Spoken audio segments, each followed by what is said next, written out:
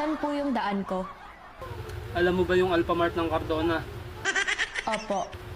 Pagdating mo sa Alphamart ng Cardona, kakanan ka. Tapos dire-diretso, kakanan ka ulit. Diretsuhin mo lang hanggang sa makadating ka ng Kohala. Andito na po ako. Kakanan po? Oo, kakanan ka. Tapos, pagdating mo sa Kohala, dun ka lang muna sa may tindahan ni Atine. Tapos, i-text mo ko. Kanina pa po kasi ako nagte-text, hindi din po kayo nag-reply. Ay, oo. Hiniram kasi ni Kasampol yung cellphone ko eh. Pero nasa akin na ngayon. Anong pagkain po ba to, sir? Paksiw na ayungin, tsaka pritong daing na kanduli. Ano po? Ayungin, paksiw, tapos kanduli, dinaing, tsaka pinrito. Pwede po ba uwi ko na to, sir?